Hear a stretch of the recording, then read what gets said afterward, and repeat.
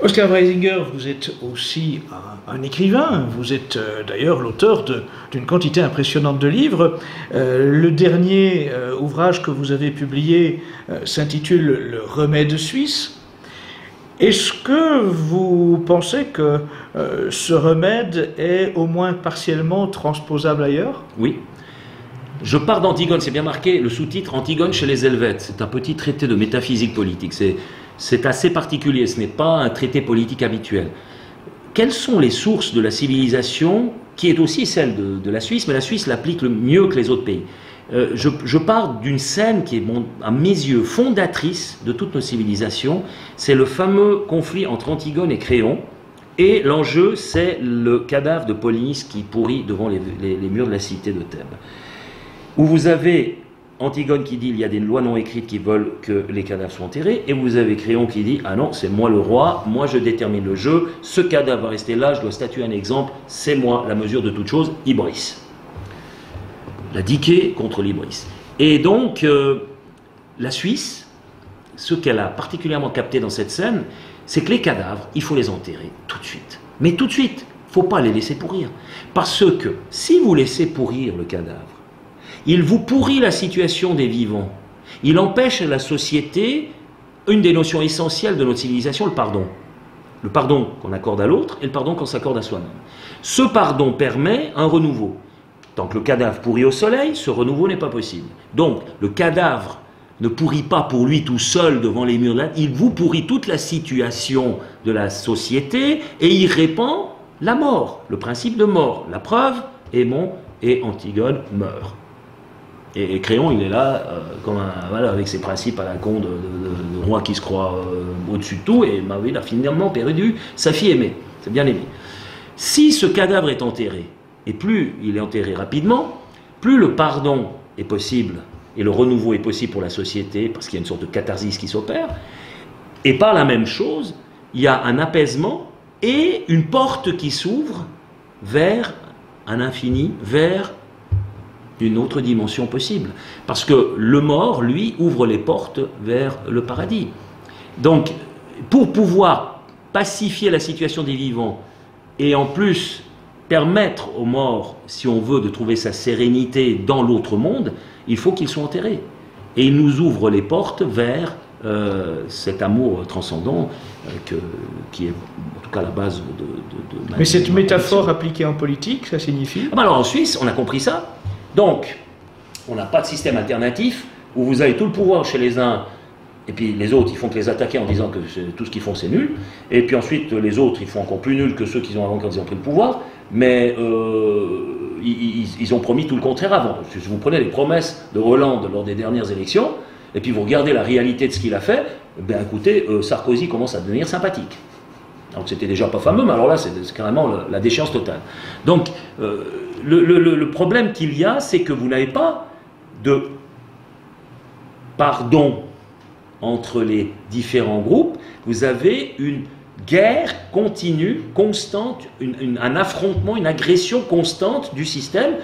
Je dois être contre ce gars-là parce que c'est comme ça, parce que je veux le pouvoir à sa place, et quand je suis à sa place, je fais comme lui, et puis lui, c'est légitime, il fera la même chose pendant 5 ans, et puis ensuite, et puis on change comme ça, on s'échange le pouvoir comme ça. On fait croire aux gens que c'est de la démocratie. Puis ensuite, quand vraiment on croit que la menace, le système est peut-être un peu menacé par un déséquilibre, alors on en appelle au Front National, qui sert d'épouvantail. De temps en temps, on sort l'épouvantail, Front National, alors toute la République, alors les soi-disant ennemis là, qui se tapaient sur la gueule tout le temps, deviennent amis, sursauts républicains, etc. etc. Donc c'est de la grande esbrouffe. C'est ahurissant avant, c'est une pièce de théâtre extraordinaire. En Suisse, il n'y a pas ça. Puisque tout le monde doit cohabiter dans ce gouvernement. Donc on doit s'entendre. Moi je suis dans un gouvernement, je dois être collégial avec mes... Sinon c'est impossible de gouverner. Si je suis en guerre systématique avec les 4 autres qui partagent le pouvoir avec moi, eh bien c'est absolument impossible de gouverner un pays. Mais cette coalition, ce partage du pouvoir ne débouche donc pas systématiquement sur une compromission ankylosante qui empêche d'avancer. Alors il est vrai que ça c'est... Mais Tout compromis, évidemment, ne satisfait pas totalement les deux parties. Ça, c'est vrai, c'est le désavantage. Mais par contre, l'avantage, c'est qu'on va toujours, quelque part, trouver une solution qui satisfait un maximum de parties impliquées. Et finalement, il y a toujours le peuple à la fin qui arbitre. Et puis là, alors, c'est la vox populi, au suffrage universel, passer 50% des gens. Donc ça, c'est reconnu comme l'autorité absolue. On ne remet pas en question la volonté du peuple.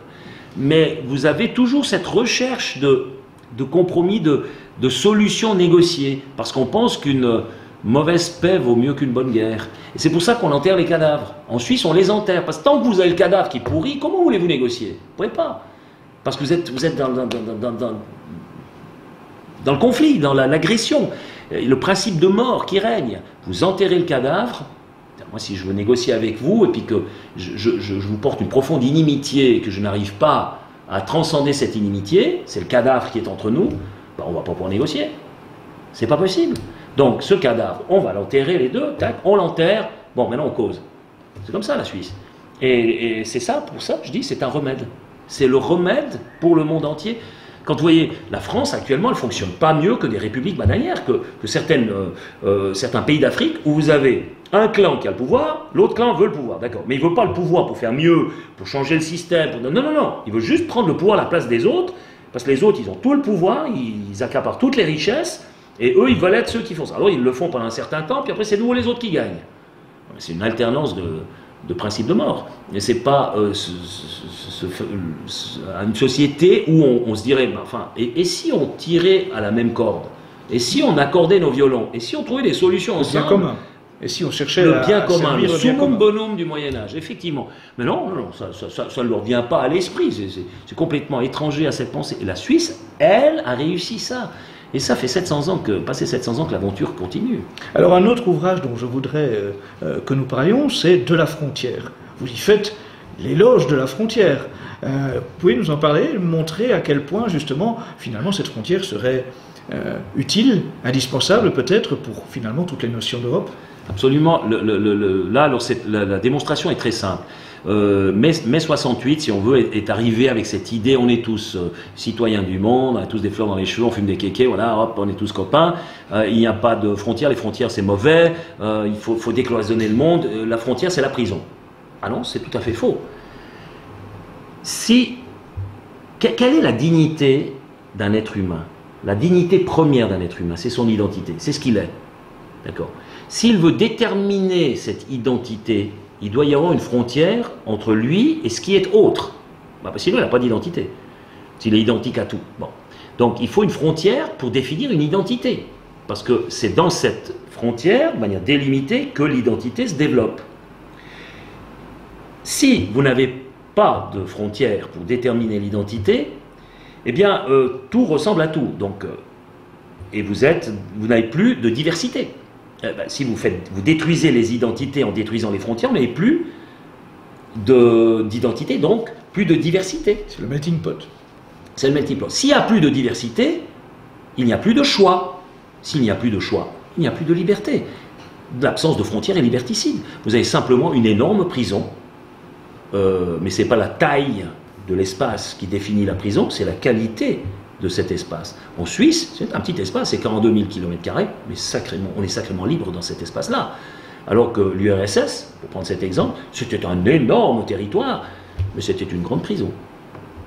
Merci Oskar Freisinger pour vos enseignements de leçons.